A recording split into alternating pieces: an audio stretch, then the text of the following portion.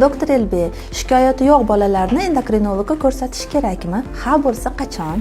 Agar bolalarda hech qanday shikoyat belgilari bo'lmasa va u pediatr nazoratida olib borilayotgan bo'lsa, unda o'sish, rivojlanish ko'rsatkichlari yosh norma chegarasiga mos bo'ladigan bo'lsa, bunday holatlarda endokrinolog ko'rigi kerak bo'lmasligi mumkin. Ba'zi endokrin kasalliklar klinik belgilari nospesifik bo'ladi, ya'ni umumiy kasalliklarga xos bo'lishi mumkin. Ayniqsa bu maktab davridagi bolalarda, misol uchun gipotireoz, teri qurishi, o'qishdagi o'zlashtirishdagi pasayish, qiziqishlarni pasayishi yoki dangasalik, ich qotishi kabi umumiy simptomlar bilan kechishi mumkin. Bu holatlarda ham endokrinolog ko'rigi kerak bo'ladi. Va ikkinchi profilaktik ko'rik bu bolalarni jinsiy rivojlanish vaqti, ya'ni qizlarda bu 9, 11, 12 yosh atrofida, o'g'il bolalarda sal kechroq 12, 14 yosh atrofida albatta endokrinolog ko'rigidan profilaktik o'tkazib qo'yish maqsadga muvofiq bo'ladi.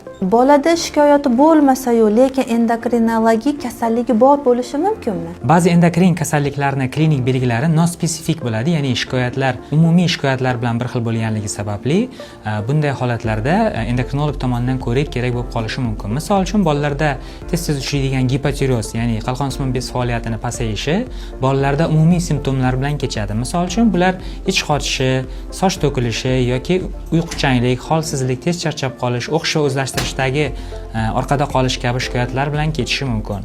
Undan tashqari bolalarda jinsiy rivojlanishni ham agar ota-onasi kuzatib turmasa yoki pediatr tomonidan kuzatilmasa, ularni kechga qolayotganligi yoki kechikish bo'layotganligini o'z vaqtida aniqlay olmay qolish mumkin.